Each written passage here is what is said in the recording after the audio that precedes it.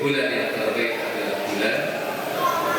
Karena Ramadan adalah khairul syuhur, maka kita harus memastikan kita gunakan sebagai momentum untuk mensucikan jiwa kita. Ada 3 alasan kenapa kita harus mensucikan jiwa kita. Alasan yang pertama, karena mensucikan jiwa merupakan misi kenabian. Surat 62 ayat 2, Surat Al-Jumu'ah, Allah berfirman, A'udzu billahi minasyaitonir rajim, Bismillahirrahmanirrahim, Huwallazi ba'atsa fil ummiyyin rasulan minhum yatlu 'alaihim ayatihi wa yuzakkihim wa yu'allimuhumul kitaba wal hikmah wa in kanu min qablu lafi dhalalin mubin. Dialah Zat yang telah mengutus pada masyarakat yang ummi, gak bisa membaca dan menulis, seorang utusan dari mereka yang membawa 3 misi. Yang pertama, yatlu 'alaihim ayati, membacakan kepada mereka ayat-ayatnya, ayat Allah. Yang kedua, wa yuzakkihim, mensucikan mereka, mensucikan jiwa-jiwa mereka. Dan yang ketiga adalah wa yu'allimuhumul kitaba wal hikmah, mengajarkan kepada mereka Al-Quran dan Sunnah Rasul sallallahu alaihi wasallam. Jadi mensucikan jiwa merupakan misi kenabian. Inilah kenapa di bulan Ramadan kita harus mensucikan melalui jiwa kita. Yang kedua sekalian, karena jiwa kita adalah tempat terjadinya pertempuran antara yang hak dan yang batil. Surat Asy-Syams ayat yang ke-7 sampai ayat yang ke-10, Allah berfirman dan bersumpah demi jiwa. A'udzu billahi minasyaitonir rajim. Bismillahirrahmanirrahim. Wa nafsin wa ma sawwaha fa'alhamaha fujuraha wa taqwaha qad aflaha man zakkaha wa qad khaba man dassaha. Dan demi jiwa dan yang menyempurnakan jiwa itu. Fa'alhamaha fujuraha wa taqwaha. Ya Allah telah mengilhamkan kepada jiwa itu fujuraha, kejahatan jiwa, wa taqwaha, dan ketakwaan jiwa. Sengaja Allah mendahulukan kata fujur, setelahnya Allah baru menyebut kata takwa, lijalbi bila untuk menarik perhatian kita agar kita waspada dengan potensi yang sangat berbahaya ketika jiwa ini didominasi oleh kejahatan. Maka para ulama kita kemudian mengklaster jiwa itu ada 3. Satu, ada yang namanya jiwa paling rendah, namanya jiwa nafsul ammar, jiwa yang ia selalu menyuruh kita pada kemaksiatan. Yang kedua, ada jiwa kelas middle, kelas pertengahan, namanya nafsul lawwamah, nafsu yang masih bagus. Ketika pelakunya melakukan kemaksiatan, ia mencela dirinya untuk kemudian tidak mengulang kembali. Dan nafsu yang paling tinggi adalah nafsu mutmainnah. Mudah-mudahan semua yang hadir nafsunya mutmainnah semuanya. Amin. Nafsu mutmainnah adalah nafsu yang responsif dalam ketaatan kepada Allah, dan itu bersifat konsisten, bersifat kontinu. Ciri jamaah yang jiwanya mutmainnah, rajinnya tidak hanya malam pertama dan malam kedua saja. Halo, ini insya Allah Bapak Ibu sholat tarawihnya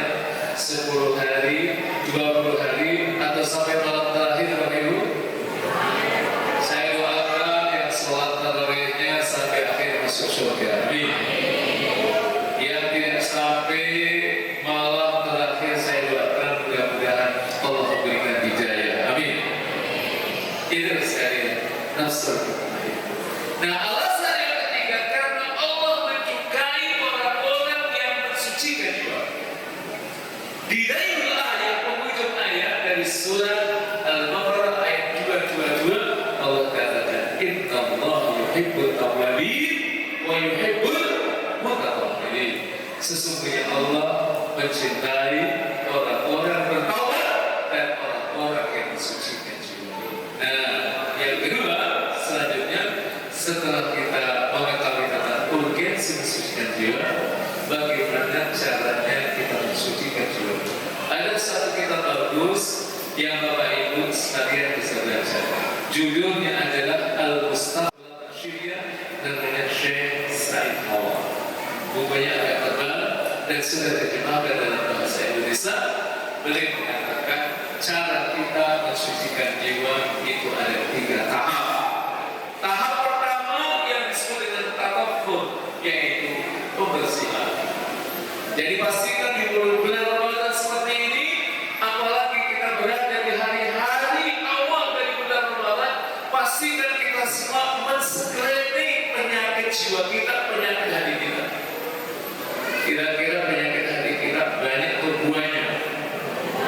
Masya Allah. Beliau menunturkan banyak sekali penyakit jiwa. Saya sebut 1, syirik.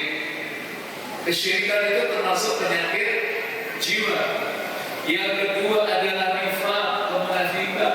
Lalu setelah itu ada riya, melakukan ibadah, melakukan amal-amal Islami bukan karena Allah, bukan karena Allah, tapi karena malu.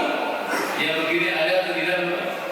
Nah, ini virus penyakit hati yang biasa menimpa orang-orang yang rajin ke masjid.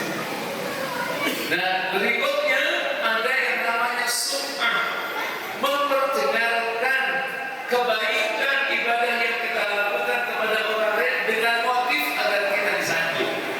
Lalu ada yang namanya ujub, ini biasanya menimpa orang-orang yang rajin.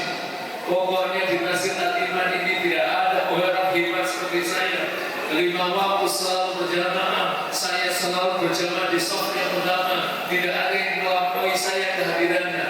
Hati-hati, kalau itu kemudian menimpa kita, lalu kita meremehkan orang lain, maka kita terkena penyakit ujub. Dan ujub biasanya ada penyakit tadi namanya sombong. Sombong itu menolak kebenaran dan meremehkan orang lain. Lalu kata beliau, termasuk penyakit jiwa adalah hubbud dunia, cinta dunia. Cinta dunia itu bukan berarti kita tidak boleh kemudian mencintai dunia. Yang dimaksud dengan hubbud dunia adalah ketika seorang mukmin menempatkan cintanya kepada dunia di atas kecintaan dia kepada Allah. Itu yang tak boleh. Tapi kalau kita mencintai dunia, tapi cinta kita kepada dunia kita letakkan di bawah cintaan kita kepada Allah, boleh atau tidak boleh? Boleh. Maka saya doakan mudah-mudahan yang hadir ini menjadi orang yang dimudahkan rezekinya oleh Allah, menjadi orang yang kaya raya. Kata Rasulullah SAW, la ba'sa bil ghina liman ittaqwa. Orang kaya itu apa-apa asal dia bertakwa. Jadi yang rajin sholat berjamaah di masjid itu tak apa-apa, yang kaya-kaya itu tak apa-apa. Yang masalah adalah yang malas ke masjid itu kaya. Itu yang repot. Tapi kalau rajin ke masjid kaya, Masya Allah, masalah-masalah sosial, masalah-masalah keagamaan akan cepat terselesaikan. Dan terus sekalian, biasanya kalau kita men-screening penyakit-penyakit jiwa kita banyak, maka pastikan kita punya skala prioritas.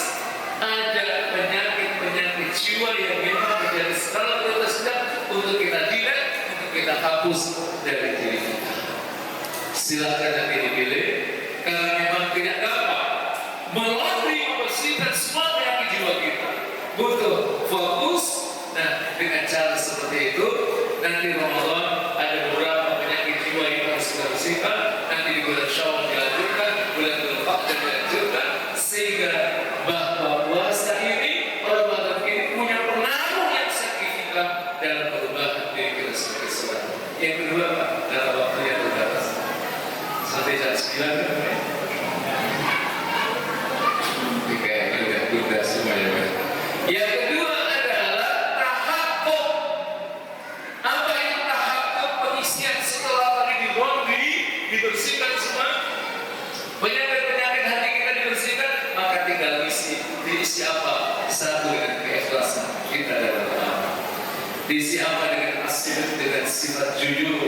diisi dengan apa? Amanah, dan juga nanti diisi dengan sifat-sifat keluhuran yang lain, termasuk juga alfa, kemudian dan lain sebagainya.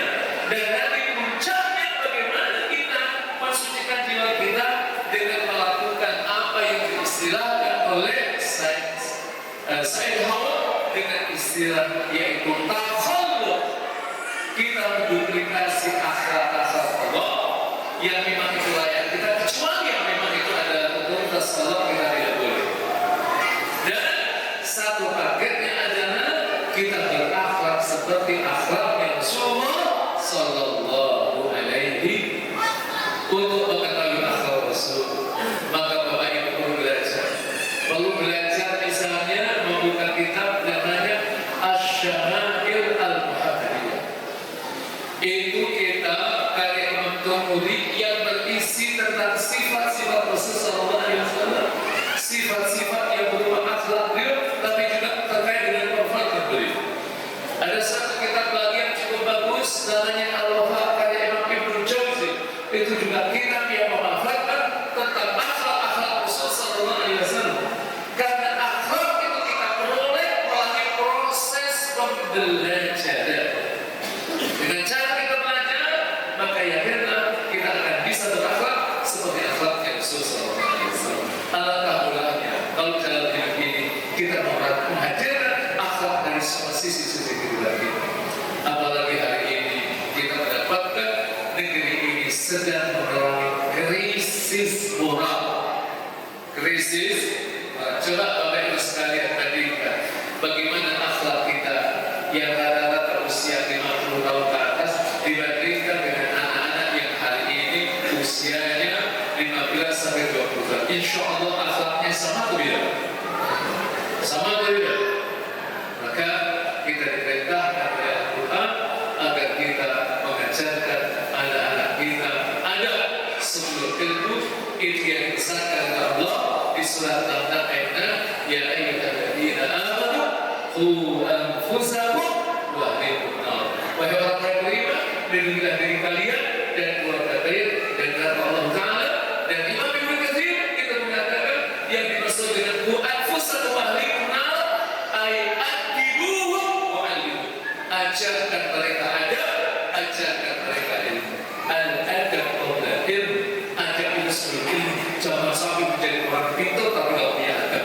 Itu biasanya ia sudah dinanti oleh di Bandung itu Pak.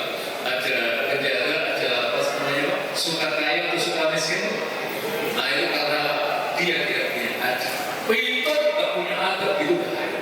Mudah-mudahan Allah Subhanahu Wa Taala memberikan kemudahan kepada kita semuanya. Ramadan ini kita bisa berubah dan Allah berikan kepada kita nafsul mutmainnah insyaallah. Maaf. Assalamualaikum warahmatullahi wabarakatuh.